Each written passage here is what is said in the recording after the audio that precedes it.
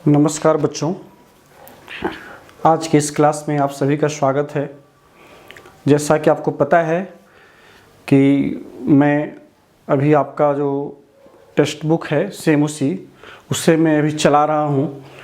इस सेमुसी के दूसरे भाग को हम लोग देख रहे हैं जो क्लास 10 में चल रहा है।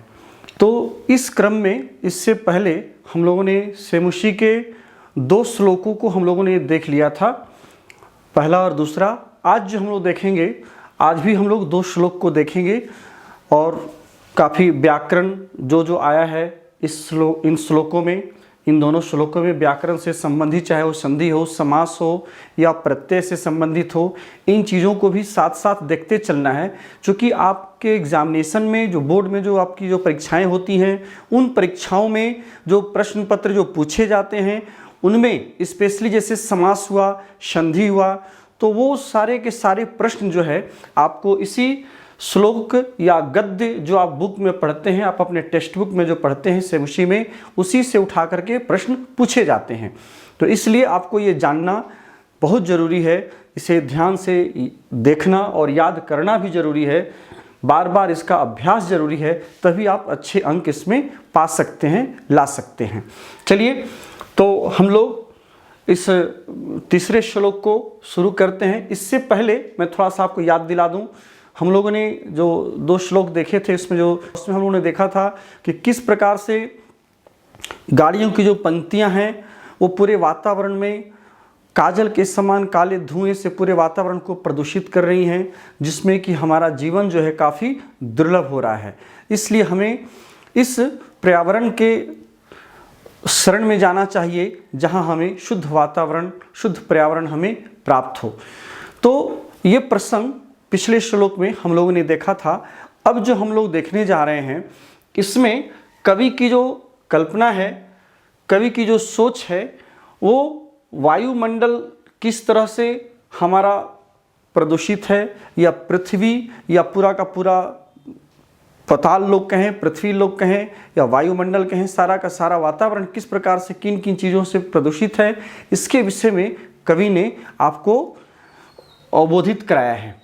तो चलिए पहले श्लोक को एक बार पढ़ लेते हैं, रीडिंग देते हैं, फिर इसके बाद इसके अर्थ को और इसके व्याकरण के भाग को हम लोग देखते चलेंगे साथ साथ।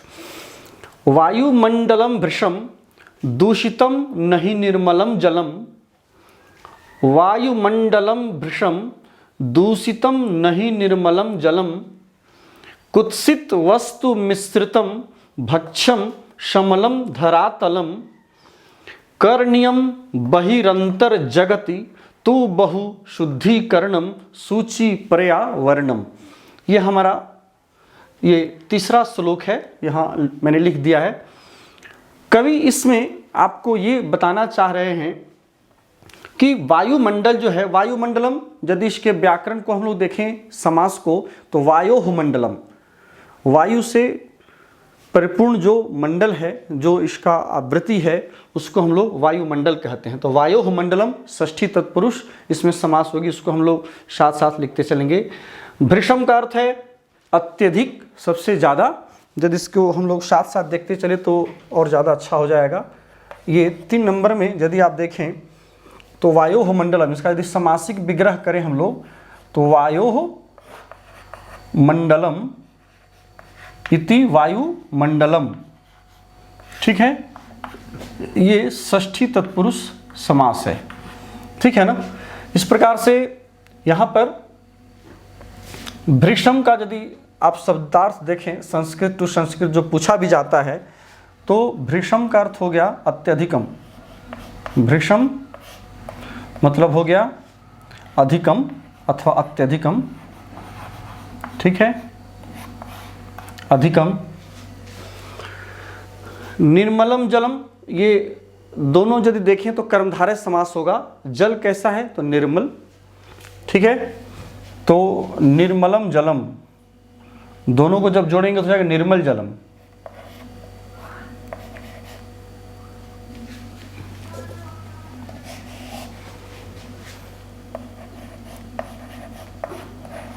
निर्मल जलम, यदि इसके समस्त पद को हम बनाएंगे तो कर्मधारय समास के रूप में निर्मल जलम होगा। मैं डायरेक्ट जो आंसर बन रहा है उसी को मैं यहाँ लिख रहा हूँ। जैसे यहाँ पर विग्रह पद है तो मैंने यहाँ समस्त पद लिख दिया, यदि यहाँ पर समस्त पद है तो मैंने यहाँ पर विग्रह पद लिख दिया, इस तरह से। तो ये जो है आपका कर्मधारय हो गया, ठीक है ना। इसी प्रकार से कुत्सित वस्तु मिश्रितम, ये भी एक समासिक पद है, इसे भी देखा जा सकता है। तो कुत्सितेभ्यः वस्तुभ्यः, कुत्सित वस्तुओं से जो मिश्रित है, तो हो जाएगा आपको कुत्सितेभ्यः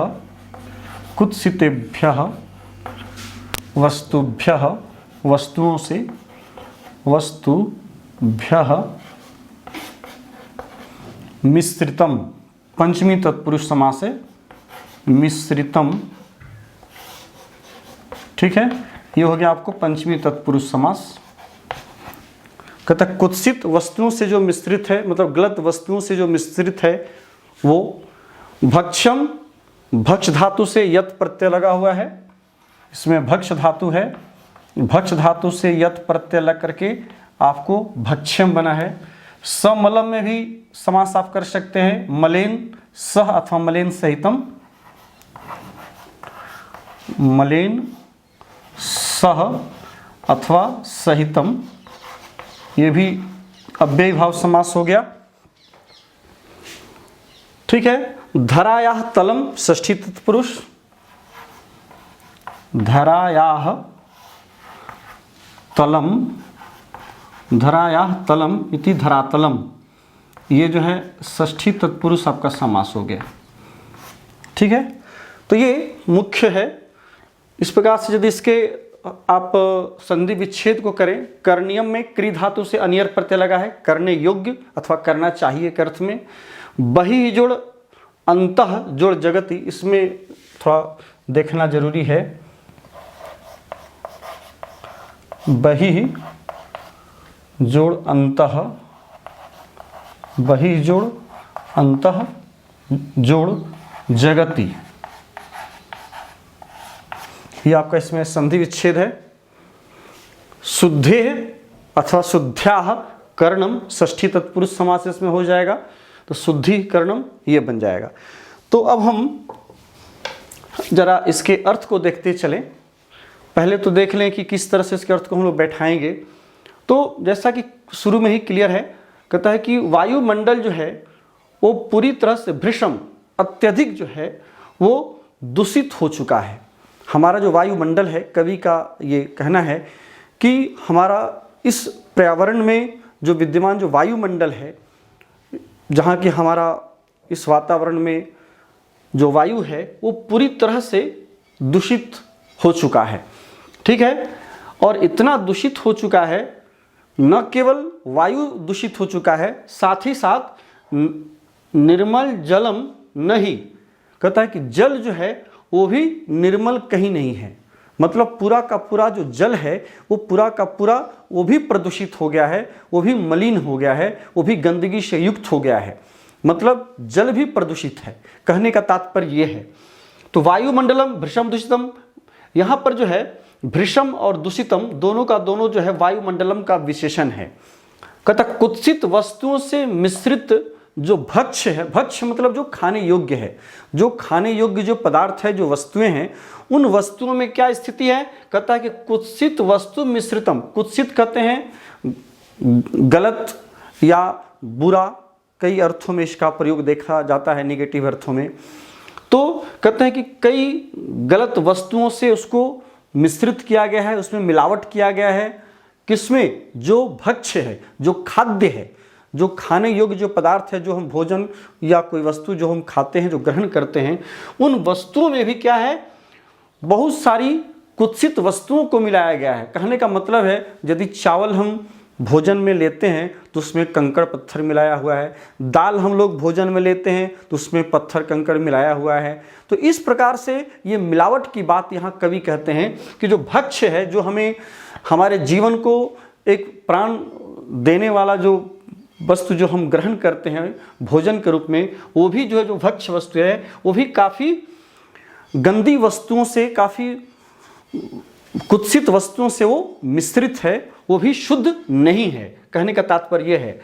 सममलम धरातलम, धरातलम जो हमारा धरातल है, जो पृथ्वी का जो तल है, ये भी मलिन हो चुका है, गंदा से युक्त हो चुका है, गंदगी से युक्त हो चुका है, चूंकि चारों तरफ गंदगी फैली हुई है इस धरा पर, इस पृथ्वी पर। इसलिए धरातलम कीदृशम अस्ति, धरातल कैसा है तो समलम, वह मल से युक्त है। मलिन सह मतलब, मल मतलब होता है गंदा या गंदगी से, सह मतलब युक्त, तो गंदगी से युक्त भी जो है वो पृथ्वी का जो तल है, हमारा जो ये धरा है, ये भी प्रदूषित है। कहने का तात्पर्य ये है, मतलब कहने का ये है कि कोई ऐसा स्थान नहीं बचा, चाहे वो वायु हो, जल हो, है ना, या जो भोजन हम करते हैं वो भोज्य पदार्थ हो, या फिर ये पृथ्वी हो, ये सभी के सभी, चाहे वो अंतःकरण की चीज़ें हों, अंतःकरण मतलब जो हम शरीर के अंदर लेते हैं, जैसे कि भोजन ग्रहण करना,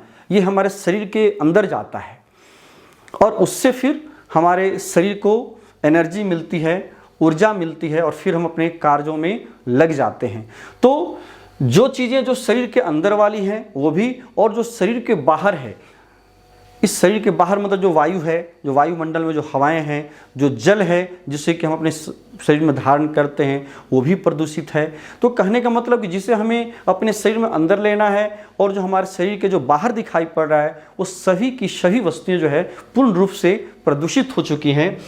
करणीयम बहि अंतः जगति तो बहु शुद्धिकरणम, कहता है कि वास्तव में हमें जो है करना चाहिए, करने योग्य है क्या, कहता है कि बहि बाहर और अंतः, बहि अंतः, र टूटेगा तो विसर्ग हो जाएगा, तो हो जाएगा बहि अंतः जगति, इस संसार में, जगति इस संसार में, संसारे इस संसार में जो है, कहता है कि बाहर और अंदर हर जगह क्या करने की आवश्यकता है, बहु शुद्धिकरणम करणीयम, मतलब बहुत ही शुद्धिकरण करने की आवश्यकता है, जरूरत है।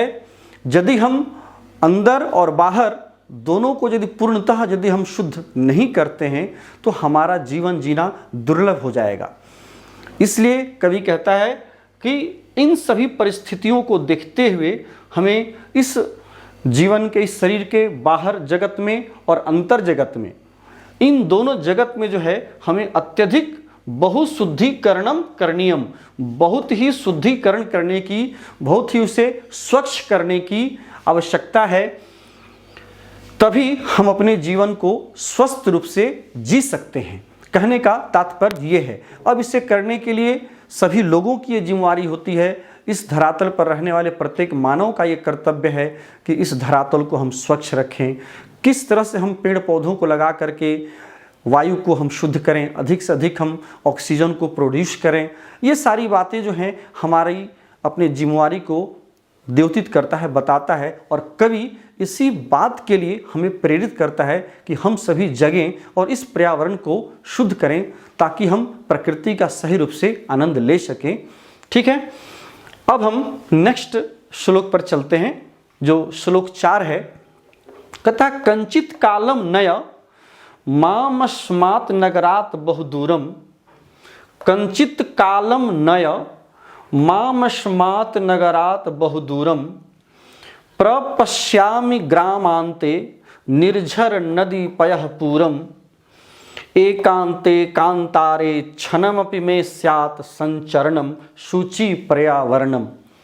ये चौथा श्लोक था जिसको कि हमने अभी इसका पाठ किया। कहता कंचित, यदि इसमें हम व्याकरण को एक बार देख लें फिर हम लोग आगे बढ़ेंगे, ठीक है ना। जरा इसे हटाते हैं। इन व्याकरण के शब्दों को देखने से हमें श्लोक के अर्थों को समझने में काफ़ी आसानी होती है।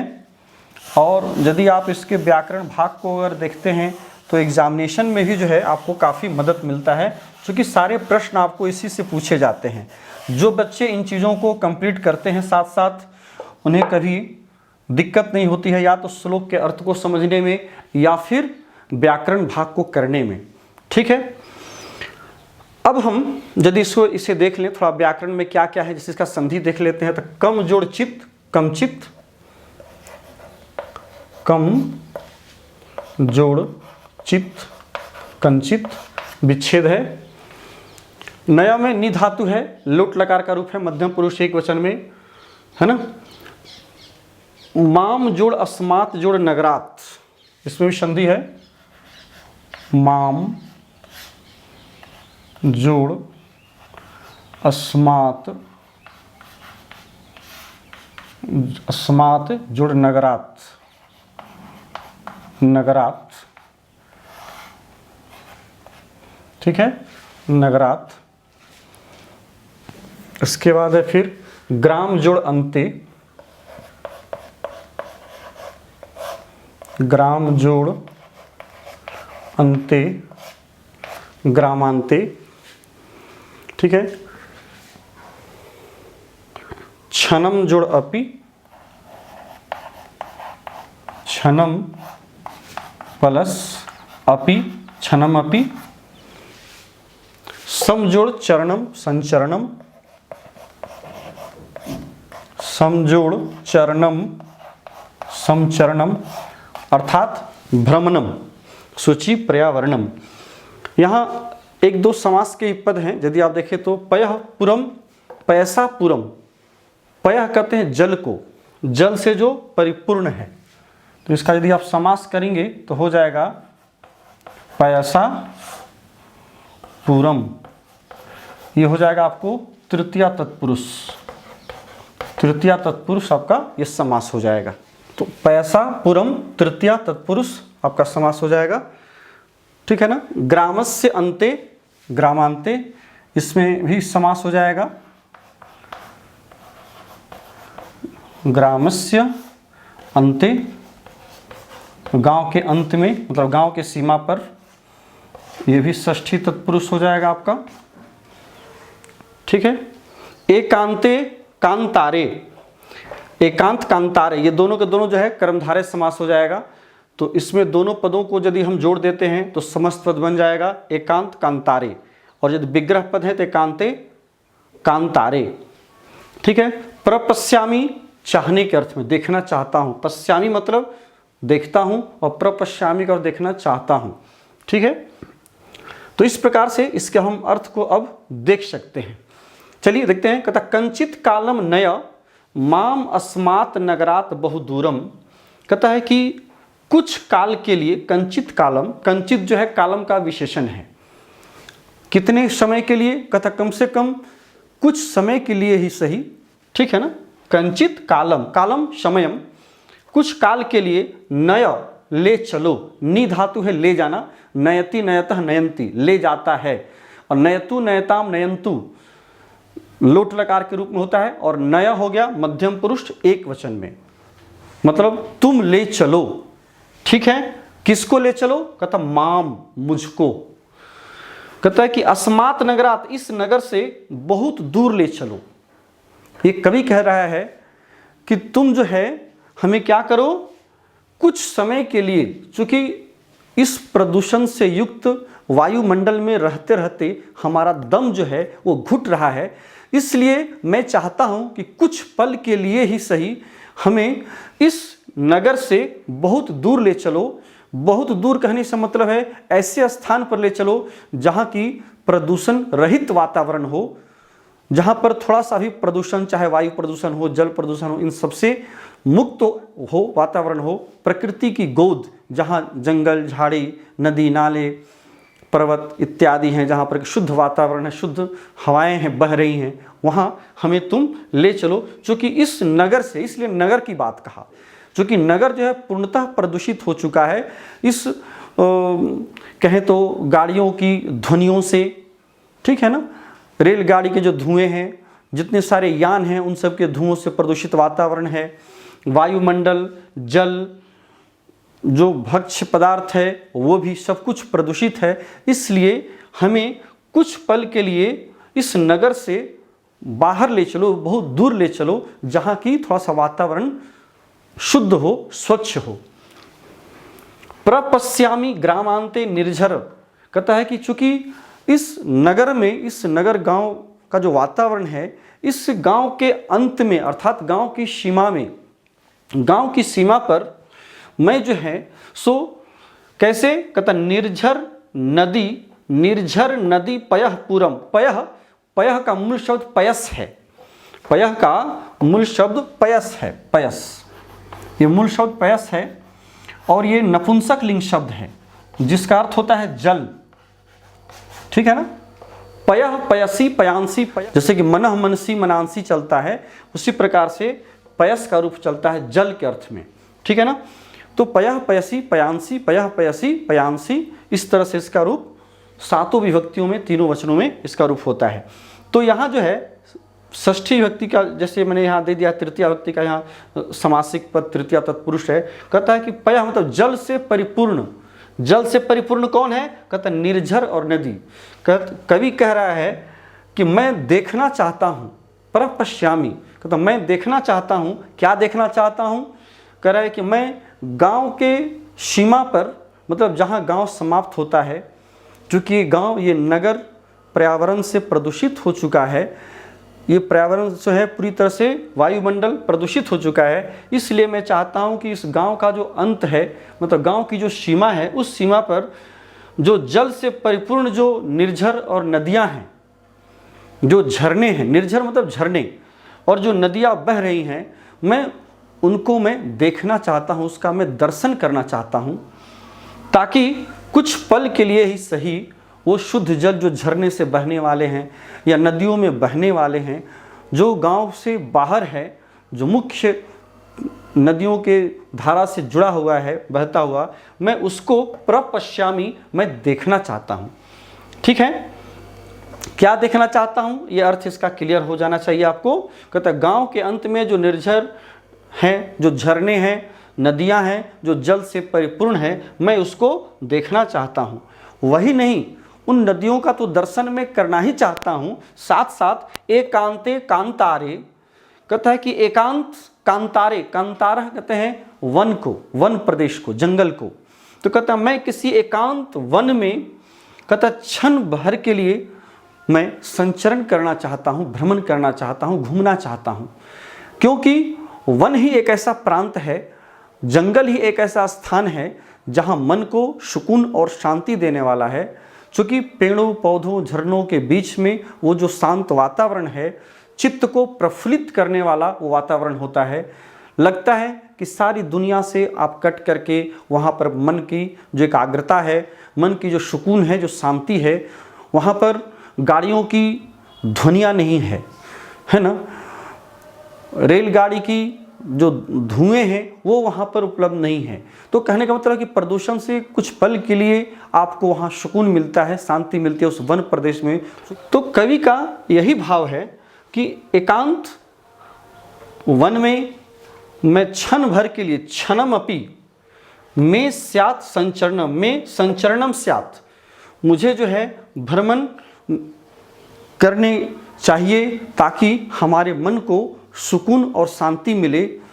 इस वातावरण से हट करके गांव के अंत में जो सीमाएं हैं, जहां पर नदियों का, झरनों का, जलों से परिपूर्ण जहां नदियां और झरने बह रहे हैं, उसको मैं देखना चाहता हूं। और एकांत वन में मैं कुछ भ्रमण करना चाहता हूं, वहां अपने मन को बहलाना चाहता हूं, जिससे कि हमारे मन को सुकून और शांति मिले।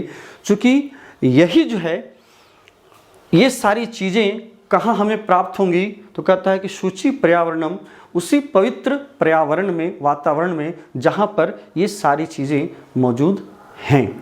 मतलब वहाँ पूरा का पूरा वातावरण स्वच्छ है। सो इसलिए हमें वहाँ पर ले चलो जहाँ पर कि इस प्रकार का वातावरण तैयार है, जहाँ पर हमारे मन को सुकून और शांति मिले। ऐसे स्वच्छ वातावरण में, उससे पवित्र पर्यावरण में हमें ले चलो, कुछ पल के लिए ही सही। तो आज का ये हमारा जो 2 श्लोक है, ये आपको कैसा लगा, आप ज़रूर अपने कमेंट के माध्यम से हमें बताएंगे। मैं इसके लिए आपका मैं इंतज़ार करूंगा। और जिन लोगों ने अभी तक हमारे चैनल को देखा है लेकिन सब्सक्राइब नहीं किया है, आपसे रिक्वेस्ट है कि आप ज़रूर उसे सब्सक्राइब करें।